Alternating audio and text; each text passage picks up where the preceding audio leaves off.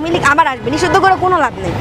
আওয়ামী লীগ আবার আসবে, পারছি কথাটা। সেনাপ্রধান ওনার কোন অধিকারে উনি হাসিনাকে পালাইতে দিচ্ছে? আওয়ামী লীগ নিষিদ্ধ করে লাভ হয়েছে কি? কোনো কিছু লাভ হয়নি। সেনাপ্রধান এ হলো বড় বাটপাল ভাই। আমি যদি মারাও যাই এই নিউজটার পরে, আমি জানি কিছু একটা অবশ্যই হবে। এই নিউজটার পর যদি আমি মারাও যাই তা আমার আশ্বাস থাকবে না, কারণ আমি বলতে পারছি কথাটা। সেনাপ্রধান ওনার কোন অধিকারে উনি হাসিনাকে পালাইতে দিচ্ছে? আওয়ামী লীগ নিষিদ্ধ করে লাভ হয়েছে কি? কোনো কিছু লাভ হয়নি। এই আওয়ামী লীগ আবার আসবে, মানে আমার মনে হইতেছে কি আন্দোলন করাটাই ভুল হয়েছে, কারণ আগেও যেমন দেশের অবস্থা ছিল এখন তার চেয়ে দ্বিগুণ খারাপ হয়েছে। যে আন্দোলনটা নিয়ে গেছিলাম, হ্যাঁ, যে রাষ্ট্রপতির পদত্যাগের দাবিতে, কারণ উনি নিজে একটা নোটিশ ছাপাইছে কি আমার কাছে হাসিনার মানে পদত্যাগের কোনো দালালীয় প্রমাণ নাই এটার জন্য। তখন আমরা সাথে সাথে যাওয়ার পর ওখানে আমরা প্রায় ৪-৫ ঘন্টা স্টে করছি।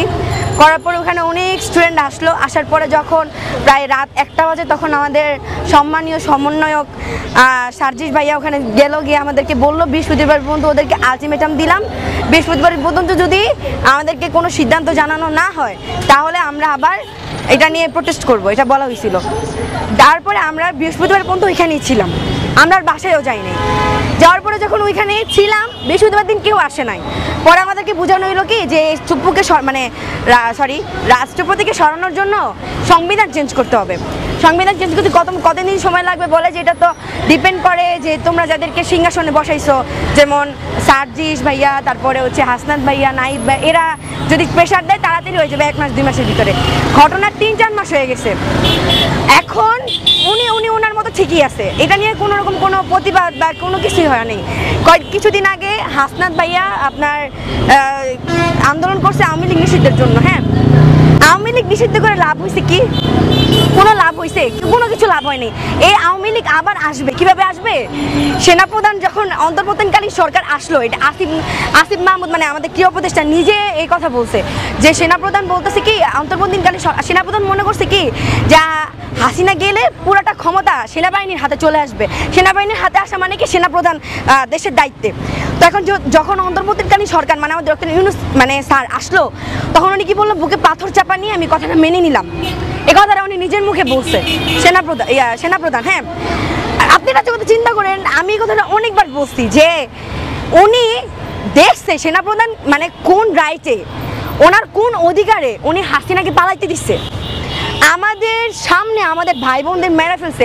সেনাপ্রধানের কোনো ভাই বোন মারা গেছে? ওনার কোনো বাচ্চা কাচ্চা মারা গেছে? কেউ মারা যায় নাই। আমরা রক্তাক্ত হয়েছি, আমরা গুলি খাইছি, আমরা টিয়ার শেল খাইছি, আমাদের ভাই বোন মারা গেল। দিন নাই রাত নাই, সারাদিন আমরা আন্দোলন করলাম, আমরা না দেয় আন্দোলন করছি। সেখানে উনি কি করলো, সুযোগ আমরা তো তখন লাফাইছি যে হাসিনা দেশ থেকে পালাই গেছে। দেশ থেকে পালায় ও তো দেশ থেকে এখন মানে দেশে থাকতেও আমরা তো আমরা তো ধরা কাছে ধরতে পারতাম আর কি, একটা ভয় ছিল। দেশের বাইরে থেকেও প্রত্যেকটা দান চালতেছে, প্রত্যেকটা দানেও ছয় উঠতেছে। ও হাসিনাকে নিষিদ্ধ করে মানে এই আওয়ামী লীগকে নিষিদ্ধ করে কোনো লাভ হয়নি, কোনো লাভই হয়নি। কারণ হচ্ছে এখন দেখেন আজকে প্রায় আন্দোলন হয়েছে প্রায় 9 মাস হয়ে গেছে। এই 9 মাস পর আইসা আওয়ামী লীগ নিষিদ্ধ হইতেছে, 9 মাস পর আইসা। তাও হাসনাত ভাইয়া যখন 4 দিন টানা শাহবাগ রাত দিন এক করে থাকছে তারপরে নিষিদ্ধ হয়েছে, তাও আন্তর্জাতিকভাবে হয় নাই, শুধুমাত্র আমাদের দেশ থেকে হয়েছে।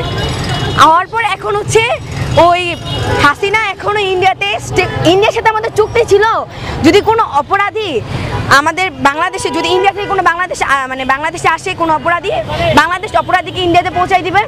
বাংলাদেশ থেকে কোনো অপরাধী যদি ইন্ডিয়াতে যায় তাহলে ইন্ডিয়া বাংলাদেশের কাছে পৌঁছাই দিবে, এটা চুক্তি ছিল ইন্ডিয়ার সাথে। সেখানে হাসিনাকে এখনো কোনো রকম অপরাধী হিসেবে আন্তর্জাতিক লেভেলে গণ্য করা হয়নি।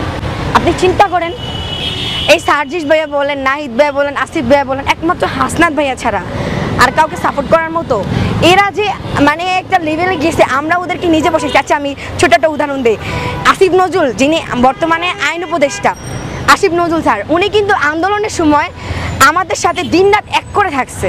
রাত্রেবেলা ওনাকে পাইছি, দিনের বেলা পাইছি আন্দোলনের সময়। এখন ওনার সাথে দেখা করা তো দূরে থাক, আপনার ওনার সাথে যদি কথা বলতে চাই তাহলে 1-2 সপ্তাহ 3 সপ্তাহ ওয়েট করতে হয়। আচ্ছা উনি আইন ব্যবস্থা কি এমন করছে, উন্নত করছে আপনি বলেন। আমি কিছুদিন আগে আমাদের এলাকায় একটা মেয়ের হাজবেন্ড নিয়ে একটু ঝামেলা, মামলা করতে গেছে। আপনি জানেন নারী নির্যাতনের মামলা প্রমাণ সহ, মেয়ের গায়ে দাগ আছে, সবকিছু সহ মামলাটা দেওয়া হয়েছে। পুলিশ বলে এখানে মামলা নেওয়া যাবে না, আপনি কোর্টে মামলা করেন।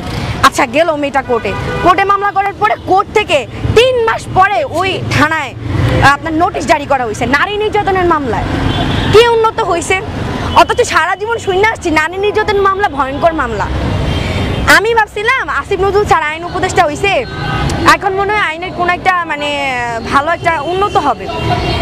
আমি ভাই সবার প্রতি অভিযোগ, মানে আমার মনে হইতেছে কি আন্দোলন করাটাই ভুল হয়েছে, কারণ আগেও যেমন দেশের অবস্থা ছিল এখন তার চেয়ে দ্বিগুণ খারাপ হয়েছে।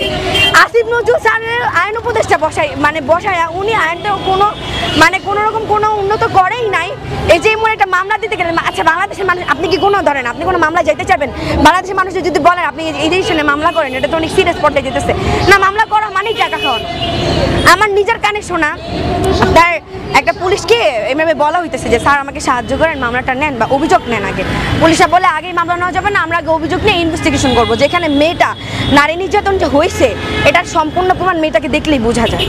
একটা মেয়ে যে টর্চারিং হয়েছে, তার শরীর, তার চেহারা দেখলে বোঝা যায় না, আশেপাশের মানুষকে খোঁজ দিলে বোঝা যায় না। আচ্ছা ঠিক আছে, ওরা ইনভেস্টিগেশনের জন্য 1 সপ্তাহ টাইম নিতে পারে, 1 মাস কোনো পুলিশ টাইম নেয়? আর দ্বিতীয়ত হচ্ছে কি, পুলিশ বলে কি আমাকে 1 লাখ টাকা দিলে তো আমি এইভাবেই দৌড়াইতাম। বলেন আপনি, পুলিশের নাম যদি এখন বলি আমি বলবো না, থাক কোনো কিছু ফ্লাশ করবো না, কারণ ফ্লাশ করে লাস্টে কি হবে, চাপটা আমার উপরেই আসবে। এটা কোনো রকম কোনো মানে কেউ উপর থেকে কল দিয়ে বলবে না তুমি কেন 1 লাখ টাকা চাইছো। এটা প্রত্যেকটা থানায় হয়, কোনো থানা অনেস্টলি কাজ করে না। আমি পুলিশ কি সরকারি চাকরি পাই, সরকারি বেতন পাইতেছে না? 8,000 পাক, 5,000 পাক, 10,000 পাক পাইতেছে তো, কি জন্য পাইতেছে? আমাদের অভিযোগগুলো নেওয়ার জন্য, আমাদের মামলাগুলো নেওয়ার জন্য, আমাদের মামলাগুলো উপরের লেভেলে পেশ করার জন্য, আর অপরাধীকে শাস্তি দেওয়ার জন্যই পুলিশ টাকাটা পাইতেছে। সেখানে কি ওনারা আবার একদম ধরেন আমি যদি রিচ হই তাহলেই না আপনাকে 1 লাখ টাকা দিতে পারবো। ওই মেয়েটা অসহায়, মেয়েটার বাবা মা নাই। এখন উনি যদি নির্যাতনের কেস নিয়ে যায়, এখন যদি বলে আপনি আমাকে 1 লাখ টাকা দেন, তাহলে ওর পক্ষে কি সম্ভব? প্রথম হচ্ছে যে উচ্চ পদের লোকগুলা বসে আছে, প্রথমত সেনাপ্রধান, এ হলো বড় বাটপার।